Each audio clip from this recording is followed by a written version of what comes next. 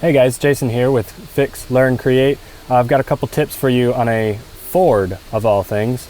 I primarily work on Toyotas, Lexus, and Land Cruisers.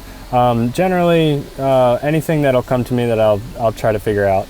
But today I've got a Ford, and it's got a brake light on that won't go off, a parking brake light.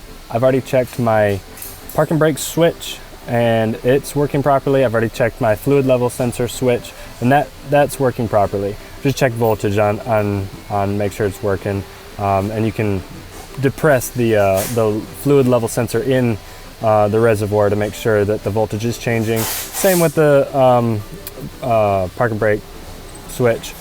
I would do this before you check your fluid level sensor or your parking brake sensor. So let's check it out. First off, you want to take off this little panel here, right underneath the steering column.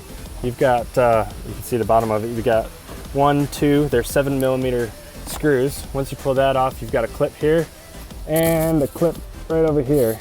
Pop that panel out. You've got another 2 7mm bolts here and here. And then what you're gonna do, you're gonna follow this line up next to the vent, and there is a little tab. And you're just gonna get a pry bar in there. I have a little a bone tool that I can get in there and give it a little pop.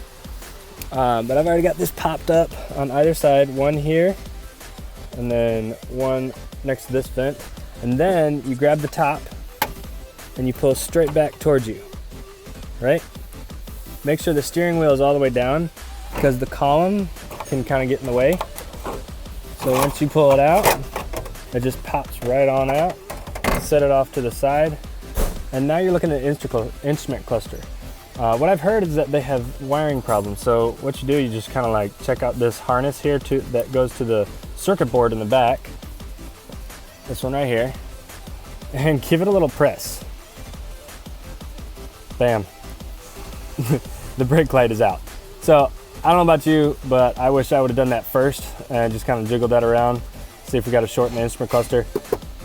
What I'm gonna do here for this client, he doesn't want anything taken out. He doesn't want anything going crazy. So he's gonna replace it later on. I'm just gonna kind of give it a push, make it go out, tell him that, yeah, it could come right back. Hey, if this video was helpful, leave a comment below and let me know what you did. Did you solder it? Do you have pictures of what you did? I'd love to help the community that's gonna follow this video, and hopefully it helps you. Let me know what you've got, what kind of issues you got going on. Comment below, and if you like this video, subscribe and give it a thumbs up if this was super helpful. And yeah, see you on the next one. Peace.